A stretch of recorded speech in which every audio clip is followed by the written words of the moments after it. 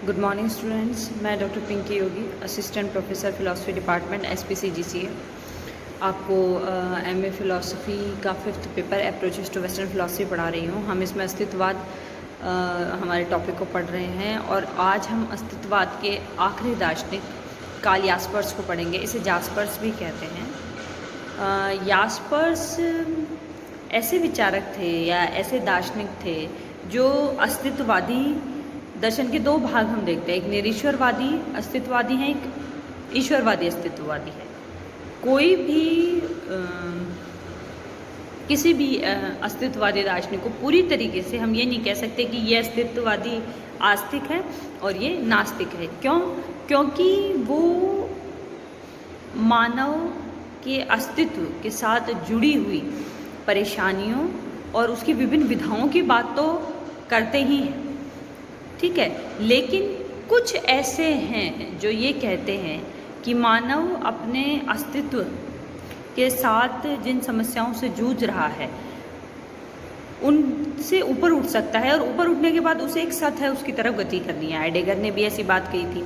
हमने देखा हाइडेगर ने सत्य को स्वीकार किया, लेकिन वो निरीश्वरवादी दार्शनिक है। किर्केगार्ड ईश्वर को स्वीकार करता है कि उसे लगता है कि अगर हम ईश्वर की तरफ चलते हैं तो मानव अपने अस्तित्व की जितनी भी उसके साथ जुड़े हुए संकट हैं उन सब को आसानी से सहन कर सकता है। अब हम यास्पर्स की बात कर रहे हैं तो यास्पर्स ईश्वरवादी तो इस संदर्भ में है कि वो ईश्वर को स्वीकार करता है और ये कहता है कि हमें मानव और जगत इसके द्वैत से ऊपर उठना होगा और उस सत्य की तरफ चलना होगा।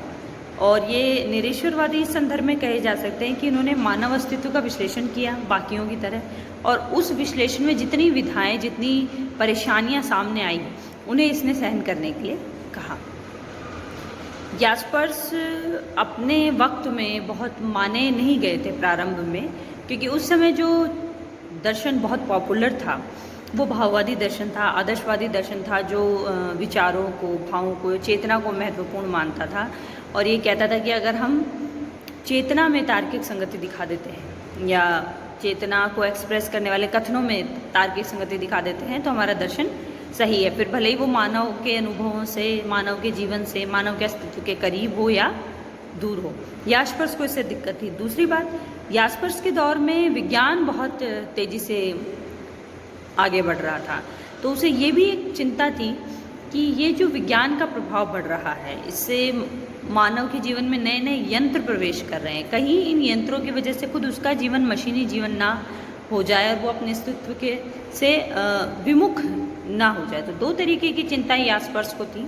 एक तो कि दर्शन का संबंध या दार्शनिक चिंतन को भावों विचारों से अगर कोई जोड़ता है तो उससे यास्पर्स को दिक्कत थी, क्योंकि उसे लगता था कि वो मानव के अस्तित्व के साथ जुड़ा हुआ नहीं है, वो एक काल्पनिक दर्शन जैसा है जो मानव के अस्तित्व से दूर है। दूसरी चिंता थी कि विज्ञान के बढ़ते प्रभाव में कहीं ऐसा ना हो कि मानव की मानवीयता का हनन हो और मानव अपने अस्तित्व से विमुख हो जाए, मशीन की तरह हो जाए। अब आप ये देखिए कि यास्पर्स ये कहता है कि आप जब मानव के अस्तित्व की बात करते हैं, उसके केंद्र में एक अस्तित्वयुक्त मानव है जो चेतन है, उसे अपने अस्तित्व का बोध है। वो ये कहता है कि हर मानव के लिए उसकी समस्या का समाधान उसे खुद करना है। ऐसा नहीं है कि किसी एक व्यक्ति की समस्या, उसके अस्तित्व से जुड़ी कोई समस्या है और उसका कोई वैचारिक निदान मिल गया तो उसे सभी मानवों पर लागू करते हैं। वो कहते हैं ऐसा नहीं है। जगत जिसमें हम रहते हैं और अन्य सत्य, हमारी तरह अन्य लोग जिनके साथ हम रहते हैं, वो नए नए रूपों में हमारे सामने आते हैं, ठीक है। तो और ऐसा भी नहीं है कि किसी एक समय मैंने कोई समस्या है जो अस्तित्व से जुड़ी है उसका हल कर लिया तो तमाम उम्र के लिए सारी समस्याएं हल हो गई। तो दो बातें कहते हैं। एक तो कभी भी मानव अस्तित्व से जुड़ी समस्या के निदान को सार्वभौमिक नहीं किया जा सकता और एक ही बार में खत्म नहीं किया जा सकता। मानव का अस्तित्व या मानव का जीवन जैसे जैसे आगे बढ़ता है, मानवीय अस्तित्व से जुड़ी समस्याएं नए नए रूपों में हमारे सामने आती है, तो नए नए निदान हमको ढूंढने होंगे।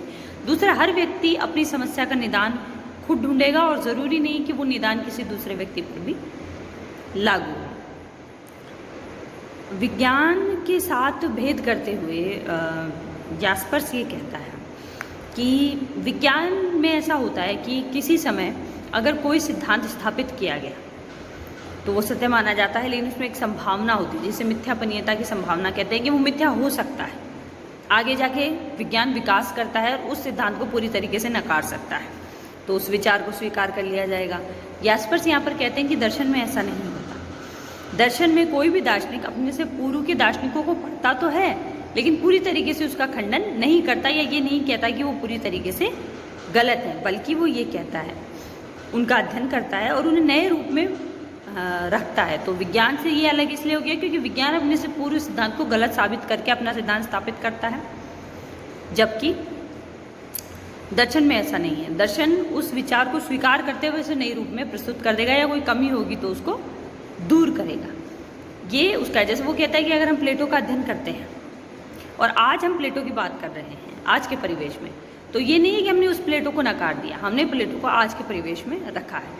सबसे बड़ा कंसर्न यास्पर्स का ये था, चिंता ये थी कि मानव को उसकी चेतना के प्रति कैसे जागरूक किया जाए और वो अपनी इस जागरूकता के साथ कैसे इस जगत में रहे, क्योंकि वो जागरूक होगा तो जितनी भी समस्याएं उसके आसपास होगी वो उसे एक अलग नज़रिए से देखता है।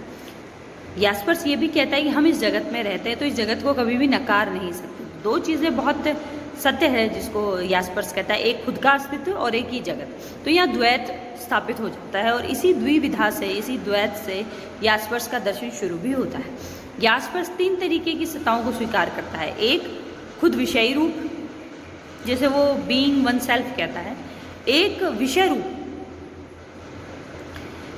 दूसरा एक स्वतंत्र अस्तित्व। एक तो विषय रूप हो गया ये जगत, एक हो गया विषय रूप मैं खुद, और एक इन सब से ऊपर उठा हुआ स्वतंत्र अस्तित्व। वो यही कहता है, यास्पर्स का दर्शन इस बात से शुरू होता है कि 2 चीज़ें हैं, एक जगत है, एक मैं हूँ, और मैं इन सब से जब ऊपर उठ जाऊंगा तब मेरा जो स्वतंत्र अस्तित्व होगा वही मेरे लिए एक तरीके से वो कह सकता है कि सत्ता को जानने का सही माध्यम होगा।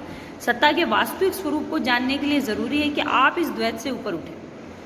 आप ये ना कहें कि एक मैं हूँ और एक जगत है, इस द्विविधा से ऊपर उठें। यास्पर्स को मैंने, जैसे यास्पर्स के चिंतन पर बहुत ज़्यादा विज्ञान का प्रभाव है, यास्पर्स के चिंतन पर सत्ता का भी बहुत गहरा प्रभाव है। यास्पर्स ये कहता है कि मैं विज्ञान के प्रभाव से इनकार नहीं करता, विज्ञान का प्रभाव बहुत महत्वपूर्ण है, बौद्धिकता का प्रभाव बहुत महत्वपूर्ण है, लेकिन अपने एरिया में जब वो अपने क्षेत्र से, अपने एरिया से अतिक्रमण करके दूसरी जगह आता है तो वहाँ संकट शुरू हो जाता है। वो ये कहता है कि विज्ञान के बढ़ने से, वैज्ञानिकता के प्रभाव से लोगों ने आस्था की उपेक्षा कर दी, जबकि किन्हीं क्षेत्रों में आपको आस्था रखनी होगी और वहीं से आपको हल मिलेगा किसी वैचारिक समस्या का या अपने अस्तित्व के किसी पहलू से जुड़ी हुई कोई समस्या है तो उसका। तो यहाँ यास्पर्स ये कहता है कि आस्था की उपेक्षा करना विज्ञान के प्रभाव में गलत है। विज्ञान अपने क्षेत्रों में सही है लेकिन आस्था की उपेक्षा वो ना करे। तो अब नेक्स्ट क्लास में हम ये देखेंगे कि दर्शन और विज्ञान के संबंध के बारे में, दर्शन पर विज्ञान के प्रभाव के बारे में, या दोनों के मध्य भेद क्या है, इसके बारे में यास्पर्स क्या बताता है, ये हम नेक्स्ट क्लास में देखें। थैंक्स।